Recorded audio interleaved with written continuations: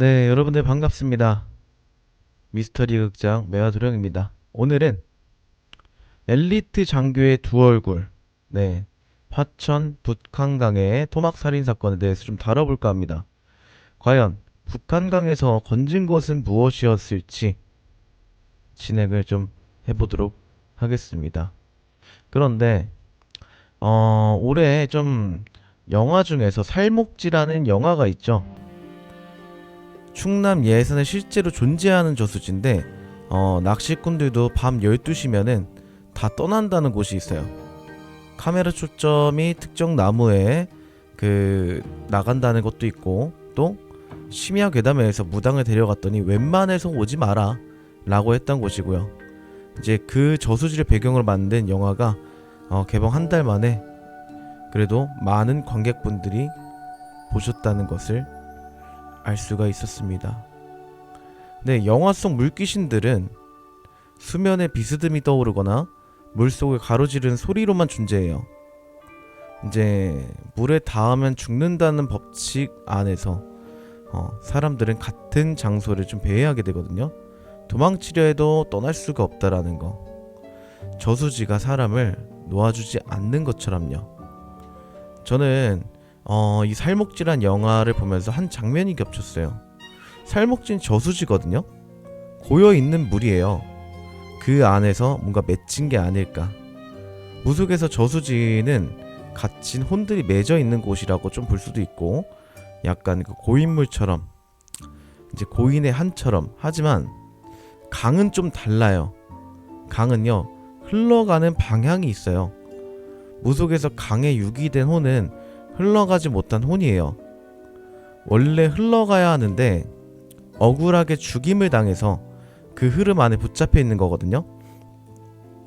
흘러가는 강 안에 혼자 멈춰 있는 거예요. 저수지와 성격이 다르다고 볼 수 있죠. 그런데 한 가지는 같다고 생각합니다. 억울하게 물에서 생을 마감한 영혼이라는 거. 이름도 알려지지 않은 채 물속에서 던져진 존재라는 것. 살목지 영화를 보고서 많은 분들이 이런 생각을 했을 거예요. 떠나지 않는 곳이 있지 않았을까 하고서. 근데 저는 이 살목지란 영화를 생각하면은 경기도 화천 북한강 2024년 11월 2일 오후 2시 46분 그 강에서 사람 다리가 발견된 사건이 떠오르긴 합니다. 오늘 그 강에 있었던 일, 그리고 제가 무속인으로서 이 사건을 어떻게 읽는지에 대해서 이야기를 해드릴까 합니다. 자, 산천어 축제의 강에서요. 어떤 강이죠? 경기도 화천, 강원도 화천입니다. 여러분 죄송합니다. 이 이름을 들으면 대부분 산천어 축제가 먼저 떠올라요. 매년 겨울이 되면 북한강이 꽁꽁 어는 계절이 오고요. 전국에는 수십만 명이 이 강으로 몰려오게 돼 있어요. 얼음판 위에 구멍을 뚫고 산천어를 잡고 그 풍경, 그리고 맑은 강물과 차가운 공기, 또 웃으면서 낚시하는 사람들 하면 화천이 떠오르거든요. 그런데 2024년 11월 이 강에는 아주 다른 것이 좀 떠올랐어요. 2024년 11월 2일 오후 2시 46분 화천체육관 앞 북한강 화천대교에서 하류로 300m 지점이에요. 강을 걷던 주민 한 분이 수면 위에 떠있는 이상한 물체를 발견을 했고, 처음에는 쓰레기인가? 이런 생각을 했을 거예요. 그런데 강에 뭔가 떠있는 거는 낯선 일이 아니니까, 그러자 뭔가 미심쩍어서 가까이 보니까 뭔가 다른 게 있었어요. 놀란 나머지 경찰에 신고를 하게 되고, 경찰이 출동하고 확인을 했습니다. 사람의 다리였어요. 훼손이 심한 상태였고요.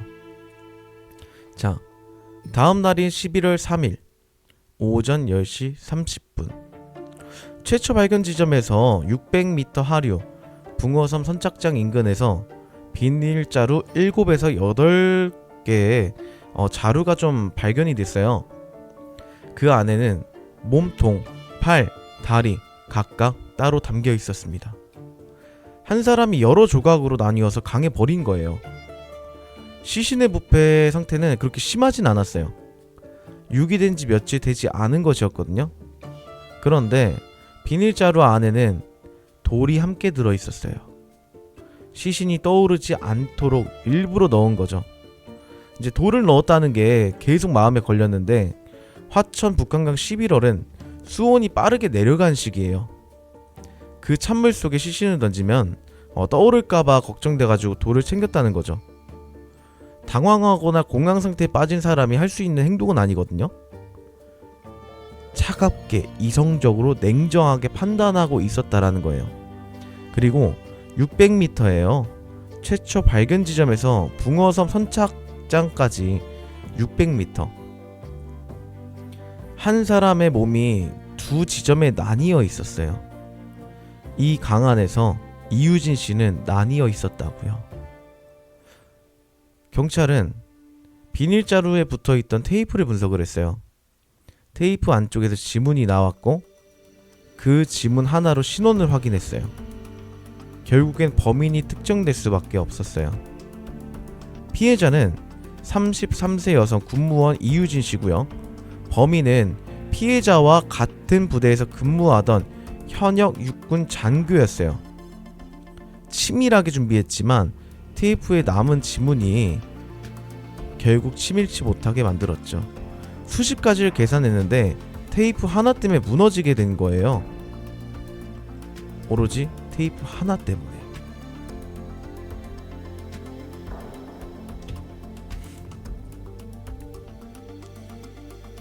자, 2024년 11월 3일 경찰이 한 남자를 긴급 체포했습니다. 나이는 38세 육군소령, 중령 진급 예정자, 육군사관학교 65기 졸업생, 과천 국군 사이버작전 사령부 소속, 군 사이버 보안 분야 석야학위 보유. 이대로라면은 장군까지 올라갈 가능성이 높다고 평가를 받던 엘리트 군인, 이름 양광준. 체포 현장에서 양광준은 저항하지 않았어요.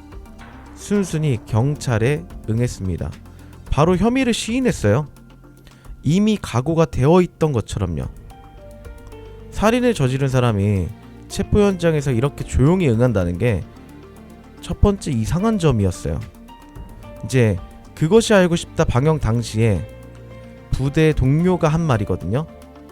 굉장히 순했고 부대에서 괴롭힘 당하는 병사를 오히려 챙겨준 사람이었다.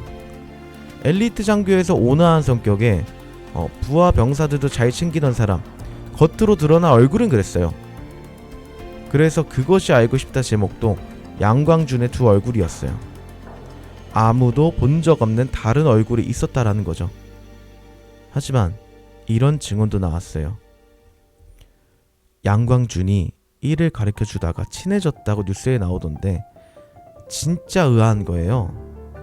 그 둘 대화하는 걸 아무도 본 적이 없는데 같은 부대, 다른 부서 아무도 두 사람이 가깝다는 걸 몰랐어요. 하지만 두 사람 사이에는 아무도 몰랐던 관계가 있었어요. 내연 관계라는 거죠. 양광준은요, 유부남이었어요. 무려 아내와 두 아이가 있었어요. 이유진 씨는 미혼이었어요.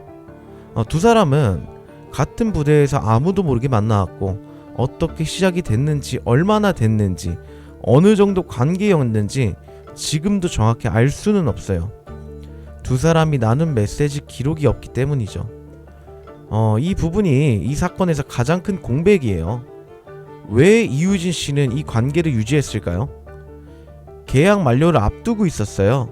직급 차이가 있었고 유부남이었고 이 구조 안에서 이유진 씨가 선택할 수 있었는지, 어떤 압박이 있었는지 아무것도 알 수 없었어요.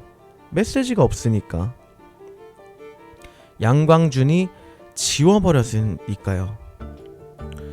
범행 당일 아침 두 사람은 카풀을 했어요. 출근길에 같은 차를 탔고 그 차 안에서 이미 말다툼이 시작이 돼버렸죠. 오전에도 갈등이 있었는데 그 갈등이 오후 3시에 이르러서 그렇게 됐어요. 그 하루가 이유진 씨에게 어떤 하루가 되었는지 그것은 알 수 없는 것이죠. 자, 2024년 10월 25일 오후 3시 사이버 작전사령부 주차장 양광준의 차 안에서 두 사람의 다시 말다툼이 시작이 됐어요. 양광준은요, 노트북 도난 방지줄로 이유진 씨의 목을 졸랐어요. 피해자는 그 자리에서 숨졌고, 이게 양광준의 진술이거든요. 격분했다, 우발이었다. 하지만 그 다음 한 행동들을 보면요, 이게 정말 우발이었는지 아직까지도 의문이 들 정도예요. 저는 6개월 전부터 준비했다고 생각이 들기는 합니다. 자, 범행 이후 양광준이 행동한 것들을 하나하나 좀 짚어볼게요. 첫 번째, 블랙박스. 양광준 차량의 블랙박스 전원선이 언제 빠졌는지가 확인됐어요. 범행이 발생한 10월이 아니에요.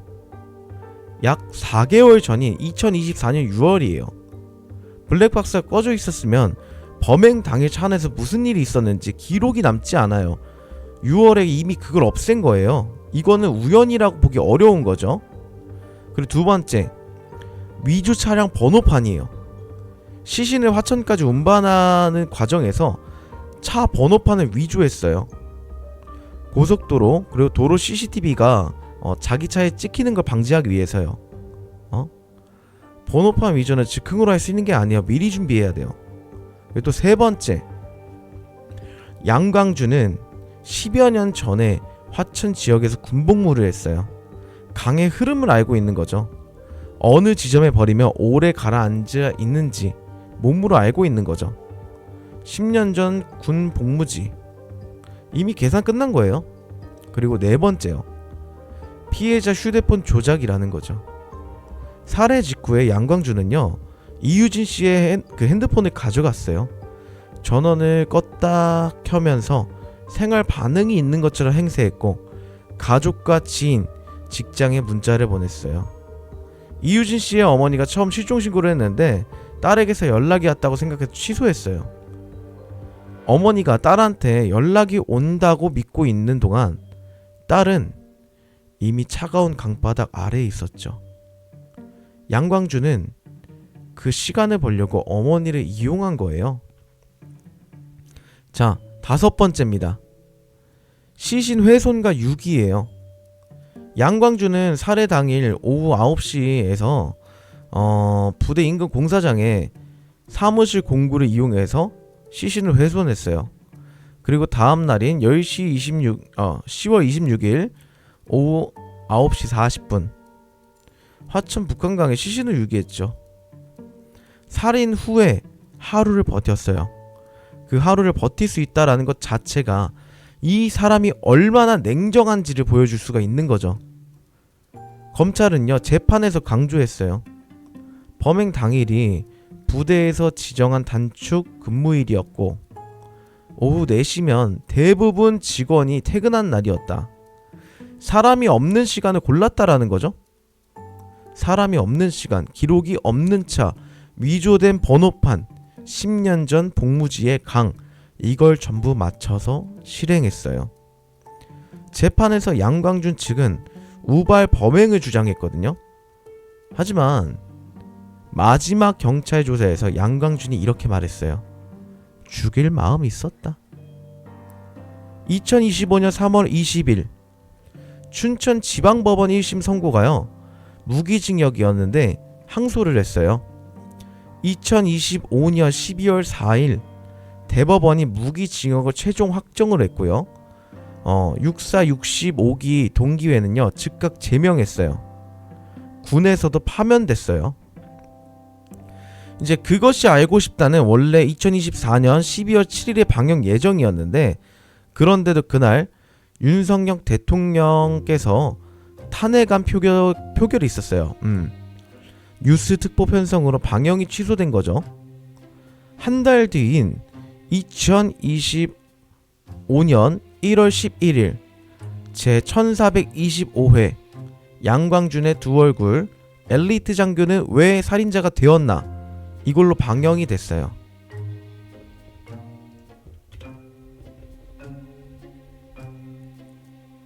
자, 밝혀지지 않은 것들도 많이 있겠죠. 무기징역이 선고됐는데 법적으로 마무리가 됐어요. 하지만 저는 이 사건을 접하면서 계속 마음에 걸리는 질문들이 있었어요. 두 사람 사이에 진짜 무슨 일이 있었을까요? 이유진 씨는 이 관계를 어떻게 생각했을까? 피해자 이유진 씨의 휴대폰은 기록이 삭제된 채 손상만 되어 있었고, 양광준이 고의로 망가뜨린 거죠. 경찰이 메시지를 복구했는데도 실패했어요. 네, 시도했지만 실패했다라는 거죠. 블랙박스도 6월부터 꺼져 있었고, 두 사람이 어떤 감정을 주고받았는지, 어떤 대화를 나눴는지, 정확한 동기가 뭐였는지 알 수 있는 기록이 없다라는 거예요. 결국 우리가 아는 건 양광준의 진술뿐이라는 거죠. 자, 그것이 알고 싶다 방영 당시 이런 증언도 나왔어요. 같은 부대에서 근무했지만 다른 부서였기 때문에 접점이 없는 것처럼 보였다라는 거죠. 이제 두 사람이 어떻게 관계가 시작된지 아무도 몰라요. 이유진 씨가 이 관계를 어떻게 생각했는지 알 수도 없어요. 그리고 이유진 씨에 대한 이야기가 너무 없는 거죠. 이 사건은 양광준의 이름으로 기억이 되는 거예요. 육사 출신, 엘리트 장교, 무기징역, 모두가 그 이름을 알아요. 하지만 이유진 씨는요, 33세였어요. 임기제 군무원이었고요. 10월 말이면 계약 만료될 예정이었어요. 어머니가 실종 신고를 했다가 취소하던 그날에 이유진 씨는 이미 강 아래에 있었다고요. 어머니는 딸이 살아있다고 믿었었고, 이유진 씨가 어떤 사람이었는지, 어떤 삶을 살았는지, 이 관계 안에서 어떤 처지에 있었는지 그게 제대로 알려지지 않았어요. 강에서 건져진 사건이 아니에요. 한 사람의 삶이라는 거죠. 이 사건은요, 단순한 교제살인이 아니에요. 구조의 문제예요. 정규직 현역 장교와 임기제 군무원이었어요. 10월 말이면 계약이 만료되는 상황이었고, 유부남과 미혼 여성이거든요. 그 안에서 어떤 힘의 차이가 있었을지 생각해 봐야 돼요. 누가 더 취약한 위치에 있었는지. 자, 경찰 발표에 따르면은 두 사람이 헤어지자는 문제로 잦은 갈등이 있었어요. 누가 헤어지자고 했을까요? 유부남인 양광준이 관계를 정리하려고 했을 가능성이 높아요. 이유진 씨는 직장도 불안정하고 관계도 불안정한 상황이었겠죠. 잃을 게 없는 사람과 잃을 게 많은 사람의 그 관계예요. 그 불균형이 결국 가장 약한 사람을 덮친 거거든요. 무속에서는요, 이걸 억울함이라고 해요. 구조 안에서 더 약한 위치에 있던 사람이 그 구조 안에 죽임을 당한 거니까 그 억울함이 제일 강하게 맺혀요.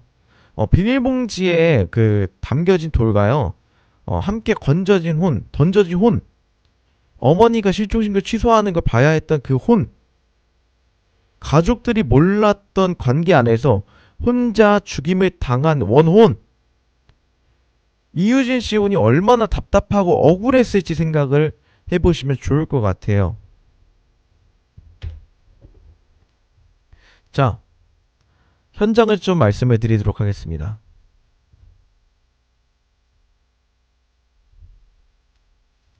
오늘 이야기한 현장을요, 직접 가볼 수 있어요. 강원도 화천, 서울에서 차로 약 2시간이에요. 경치가 좋은 곳이죠. 하지만 이 강에서 이런 사건이 있었다는 걸 알고 가면요, 도착했을 때 느낌이 좀 달라질 것 같기는 해요. 3곳이에요. 전부 걸어서 이을 수 있고 총거리는 1.2km 정도예요. 자, 첫 번째, 화천체육관 앞 북한각입니다. 최초의 시신이 발견된 장소죠. 화천대교에서 하류로 300m, 화천체육관 건물 앞 강변으로 내려가면 돼요. 2024년에 11월 2일 오후 2시 46분 피해자의 신체 일부가 최초로 발견된 지점이에요. 강물이 생각보다 빠르게 흐르고요. 강폭도 넘습니다. 넓어요. 이유진 씨가 처음 세상으로 나온 지점이에요. 두 번째, 화천대교입니다. 다리 위에 그 하류 방향을 보면요, 그 첫 번째 포인트인 체육관 앞쪽이 보이고요. 상류 방향을 보면은 붕어섬 방향이에요. 사건의 전체 공감 감각을 잡기에 이 다리 위가 딱이에요. 강이 이렇게 넓고 길어요. 그리고 이 안에 그동안 오랫동안 있었구나, 그게 좀 실감이 될 정도인 거죠. 자, 세 번째는요, 붕어섬 선착장 일대입니다. 추가 시신 발견 장소죠. 최초의 발견 지점은요 600m 하류. 근데 붕어섬은 화천 유명 관광지예요. 여름엔 수상 레저, 겨울에는 산천어 축제가 무대가 되는 곳이고요. 많은 사람들이 오가는 그 선착장 인근에서 2024년 11월 3일 오전에 비닐 자루가 7에서 8개가 추가로 발견된 거죠. 사람들이 웃으며 사진 찍는 그 장소가 바로 옆이에요. 이제 가서 서보면은 좀 그 무게가 다르지 않을까요? 천천히 걸으면서 강물 흐르는 방향도 보는 것만으로 충분한 현장이에요. 가실 분들은 좌표를 메모해 두시길 바랍니다.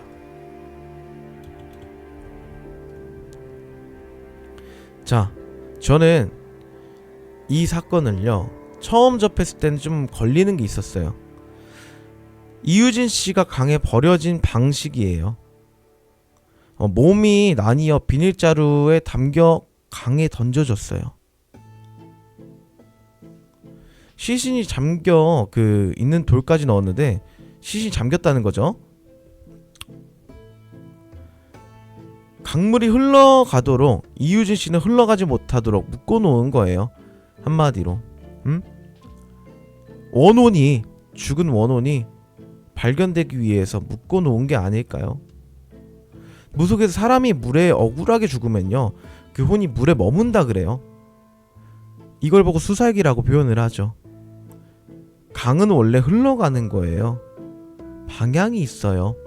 하지만 그 강 안에서 돌에 묶여 가라앉은 혼은 흘러가지 못해요. 강은 흘러가는데 그 혼은 멈춰 있는 거죠.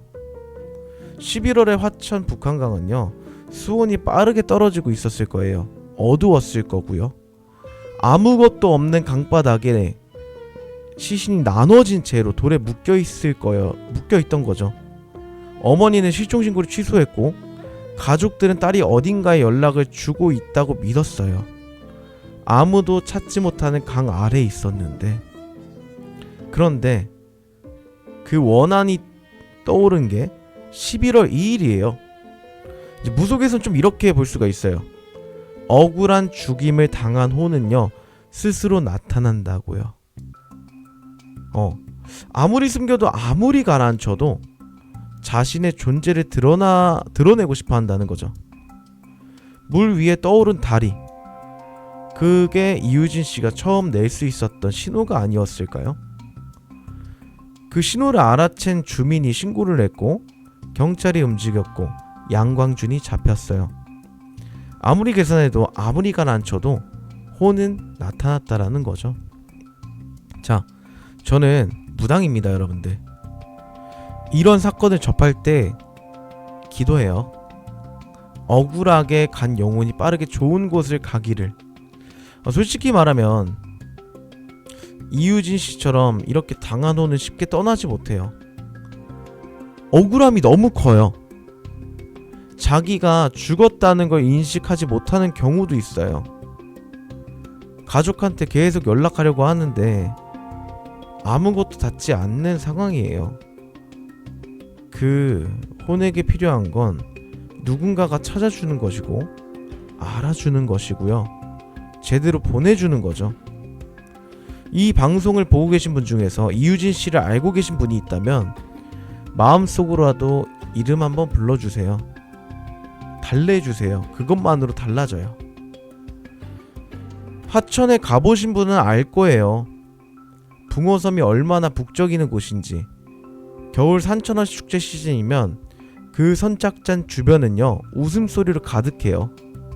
그 선착장 바로 옆에서 이게 발견됐어요. 사람들은 모르고 지나쳤을 거야.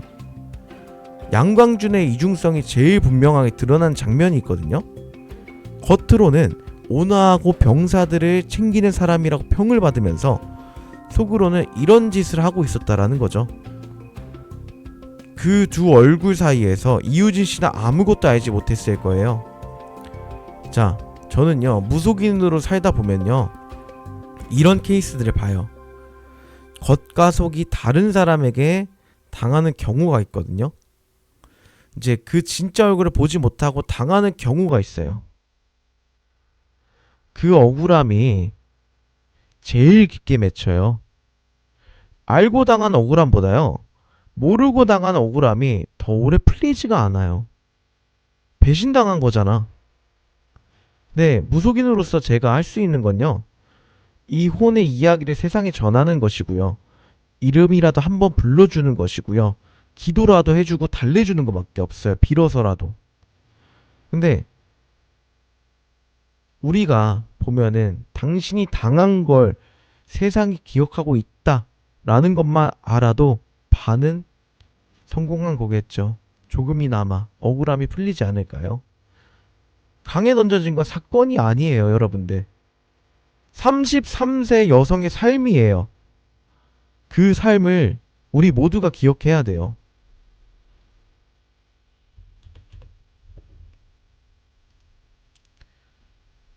이유진 씨, 당신이 어떻게 가셨는지 많은 사람들이 알게 될 수도 있습니다. 당신은 혼자가 아니에요. 좋은 곳으로 가셨으면 좋겠습니다. 오늘 이 방송을 보고 계신 분들이 계시다고 하면, 혹은 녹화 영상이 보셨다고 하면은 마음속으로 한번 이유진 씨를 생각해 주세요. 그것만으로 달라질 수 있습니다. 오늘 함께 해주셔서 감사합니다. 준비한 컨텐츠는 여기까지입니다. 고맙습니다.